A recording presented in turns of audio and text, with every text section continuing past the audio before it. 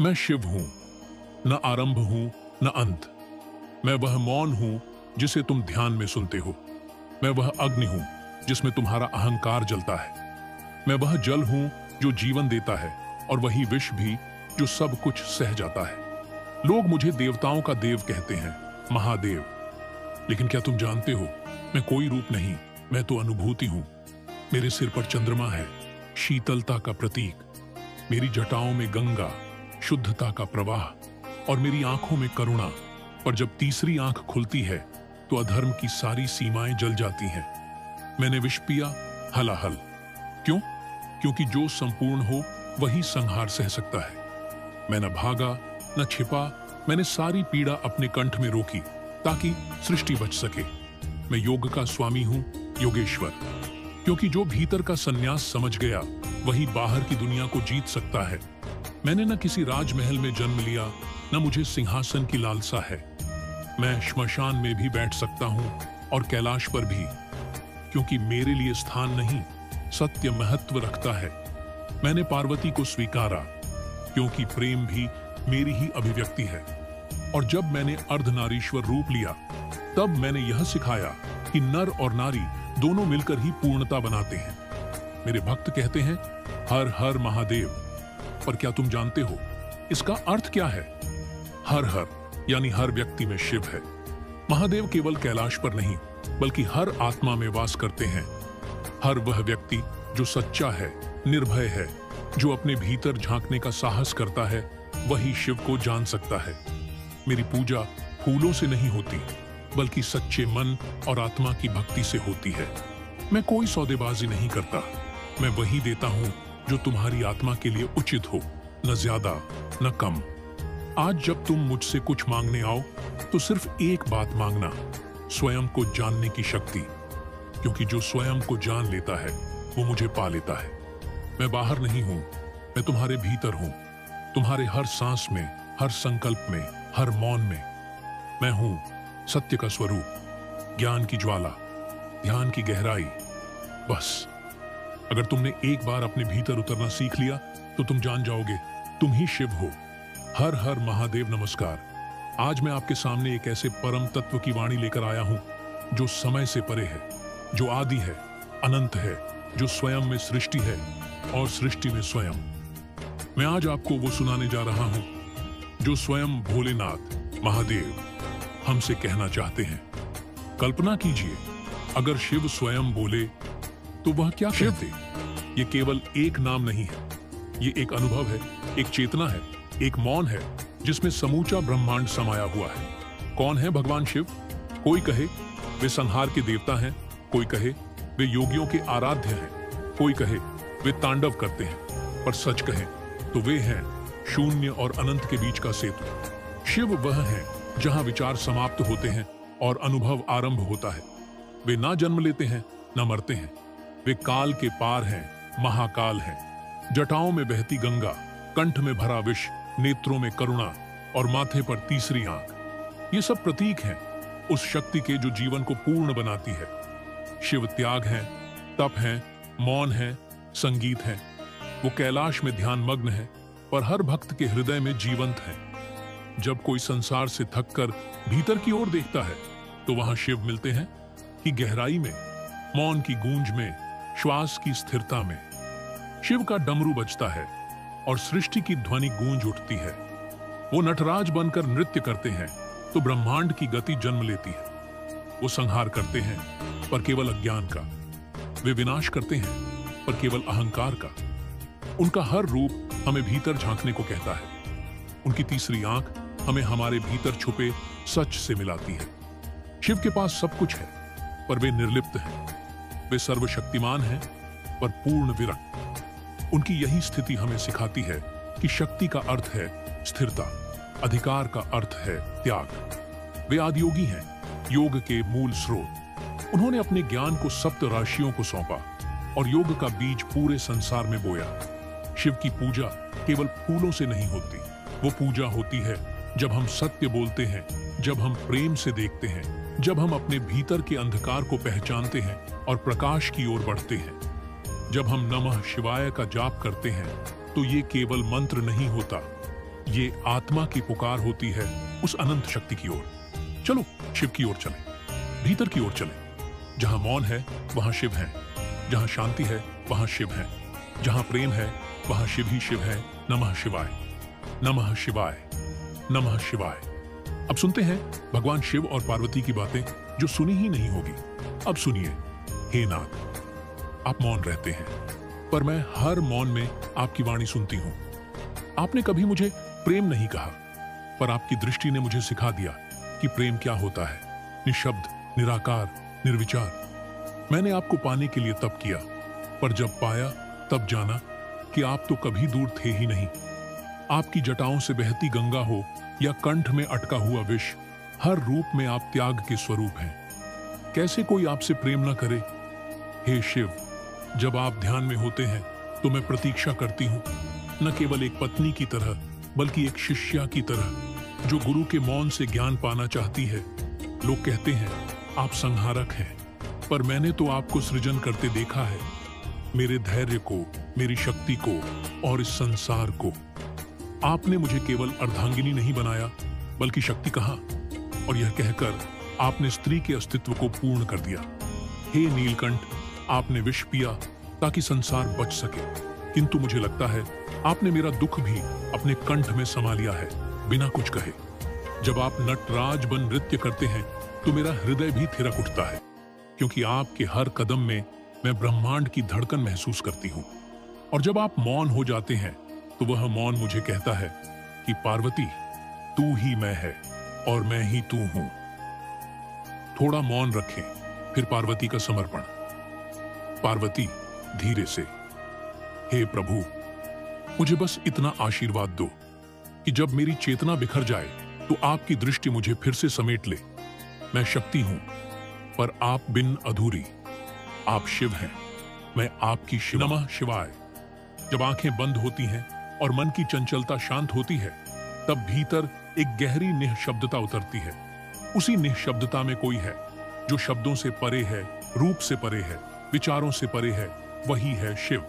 शिव कोई मूर्ति नहीं, कोई व्यक्ति नहीं, वह चेतना है। ऐसी चेतना जो हर कण में व्याप्त है, जो जन्म से पहले भी थी और मृत्यु के बाद भी रहेगी। वह आदि भी है और अनंत भी।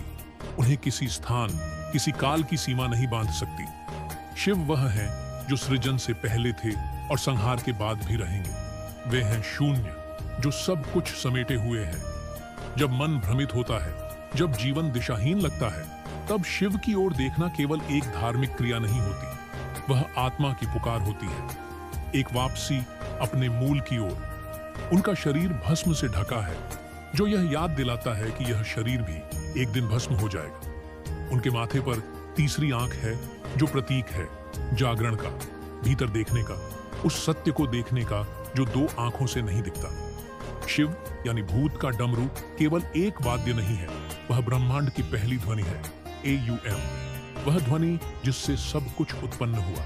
और त्रिशूल कोई हथियार नहीं, बल्कि यह दर्शाता है कि वे समय के तीनों आयामों, भूत, वर्तमान और भविष्य पर पूर्ण नियंत्रण रखते हैं। शिव का गला नील है क्योंकि उन्होंने संसार का विष पी लिया।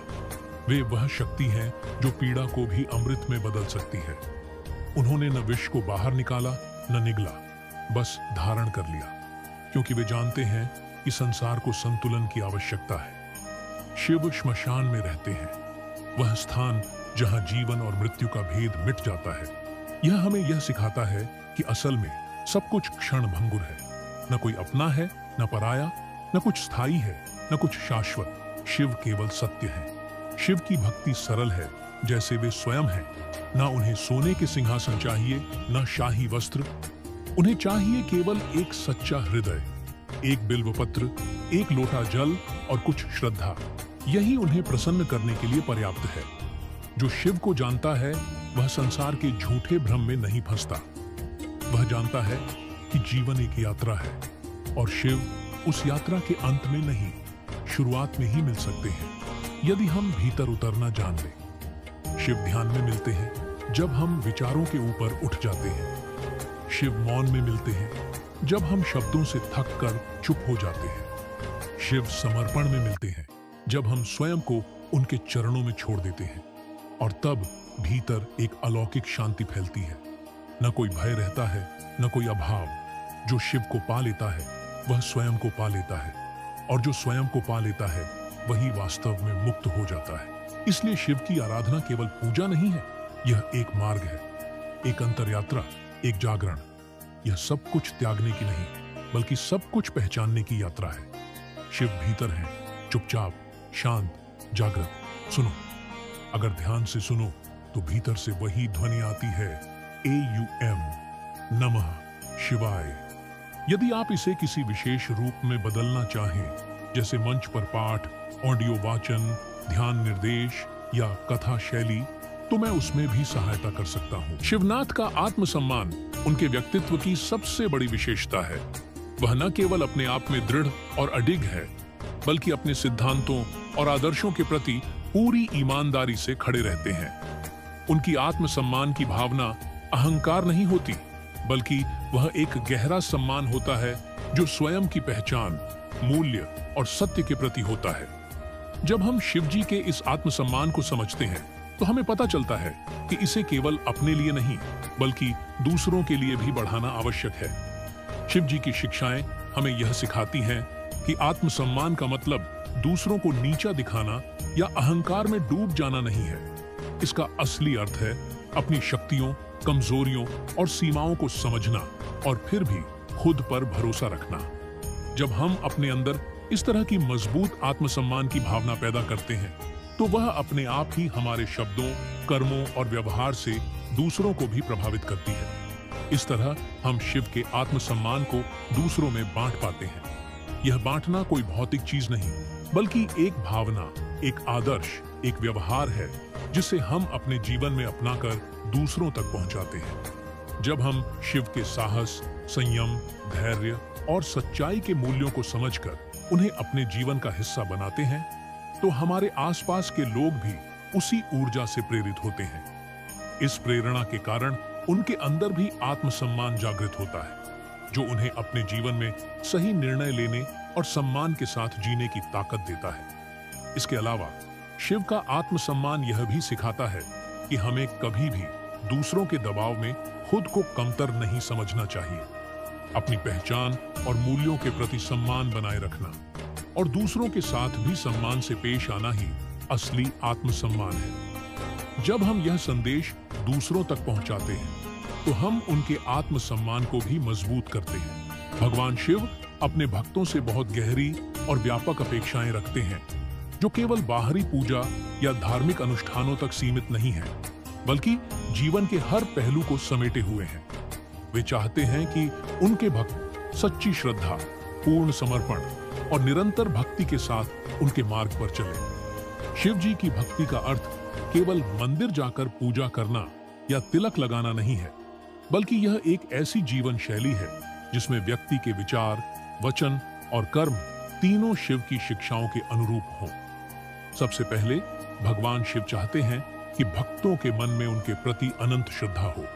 श्रद्धा का अर्थ है बिना किसी संदेह के पूरे विश्वास के साथ शिव जी की महिमा और शक्ति को स्वीकार करना। यह श्रद्धा उनके प्रति एक गहरा प्रेम और आस्था पैदा करती है, जो जीवन की हर कठिनाई में साहस और धैर्य देती है। श्रद्धा के बिना भक्ति अधूरी रहती है, क्योंकि बिना विश्वास के मन स्थिर नहीं हो सकता और आध्यात्मिक उन्नति संभव नहीं होती। दूसरी महत्वपूर्ण बात है ईमानदारी और सत्यनिष्ठा। भगवान शिव चाहते हैं कि उनके भक्त अपने जीवन में सच्चाई और सत्य का पालन करें। वे चाहते हैं कि व्यक्ति झूठ, कपट, छल और धोखे से दूर रहे। यह न केवल दूसरों के प्रति ईमानदारी है, बल्कि स्वयं के प्रति भी सचेत रहना है। अपने आप से झूठ बोलना या अपने कर्मों में दोहरी सोच रखना भी शिव की भक्ति के अनुरूप नहीं है। शिव जी के भक्तों को चाहिए कि वे अपने विचारों में निर्मलता रखें, मन को अशुद्धि से मुक्त करें और सत्य की राह पर चलें। भगवान शिव अहंकार, लालसा और वासनाओं का त्याग करना चाहते हैं। वे जानते हैं कि मनुष्य के अंदर की ये प्रवृत्तियां उसे बंधनों में बांधती हैं और उसकी आध्यात्मिक उन्नति में बाधा डालती हैं। इसलिए वे चाहते हैं कि भक्त अपने अंदर की लालसाओं को नियंत्रित करें, अपने अहंकार को कम करें और आत्मा की शुद्धि की ओर बढ़े। यह त्याग केवल सांसारिक वस्तुओं या इच्छाओं तक सीमित नहीं है, बल्कि मानसिक और भावनात्मक स्तर पर भी अपने स्वार्थ, ईर्ष्या, क्रोध और लोभ से मुक्त होना है। ध्यान भगवान शिव की पूजा में एक बहुत महत्वपूर्ण स्थान रखता है। शिव जी स्वयं योग और ध्यान के देवता हैं। वे चाहते हैं कि उनके भक्त अपने मन को शांति प्रदान करें, चिंताओं और तनाव से मुक्त हों और नियमित ध्यान अभ्यास करें। ध्यान के माध्यम से मन की चंचलता कम होती है, आंतरिक शांति मिलती है और व्यक्ति परमात्मा के निकट जाता है। शिव के भक्तों को यह समझना चाहिए कि पूजा के साथ साथ ध्यान भी उनकी भक्ति का अभिन्न हिस्सा है। इसके अलावा भगवान शिव दया, प्रेम और सेवा के मार्ग पर चलने की शिक्षा देते हैं। वे चाहते हैं कि उनके भक्त सिर्फ अपने लिए नहीं, बल्कि सभी जीवों के प्रति करुणा और सहानुभूति रखें। दूसरों की सहायता करना, उनकी पीड़ा को समझना और सेवा भाव से काम करना शिव जी की भक्ति को समृद्ध करता है। वे कहते हैं कि सच्ची भक्ति में केवल अपने लाभ की भावना नहीं होती, बल्कि दूसरों के लिए कुछ करने की भी भावना होती है।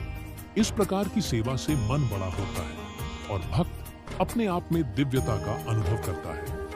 विनम्रता और सबका सम्मान भगवान शिव की अपेक्षाओं में भी शामिल है। वे चाहते हैं कि उनके भक्त न केवल खुद विनम्र हों, बल्कि अपने गुरु, माता-पिता, परिवार और समाज के सभी सदस्यों का सम्मान करें। विनम्रता से मन निर्मल और ज्ञान प्राप्ति के लिए तैयार रहता है। अहंकार से मुक्ति के बिना आध्यात्मिक प्रगति संभव नहीं है। शिव जी का आशीर्वाद पाने के लिए अपने मन में घमंड और अहंकार को त्यागना आवश्यक है। भगवान शिव अपने भक्तों से यह भी चाहते हैं कि वे जीवन के हर क्षण में संयम और आत्मनियंत्रण का पालन करें। चाहे वह बोलने का तरीका हो, खाने पीने की आदतें हों या किसी भी प्रकार के व्यवहार हों, संयम जीवन को शुद्ध और सकारात्मक बनाता है। संयम से ही व्यक्ति अपने मन और इंद्रियों पर नियंत्रण पा सकता है, जो कि आध्यात्मिक मार्ग की सफलता के लिए अनिवार्य है। अंत में भगवान शिव की कृपा पाने के लिए यह आवश्यक है कि भक्त निरंतर अपने अंदर सुधार करते रहें, ज्ञान प्राप्त करें और अपने जीवन को शिव की शिक्षाओं के अनुरूप ढालें। वे चाहते हैं कि उनके भक्त सिर्फ पूजा करने तक सीमित न रहें, बल्कि जीवन में अच्छाई, सच्चाई, करुणा और शांति को अपनाएं।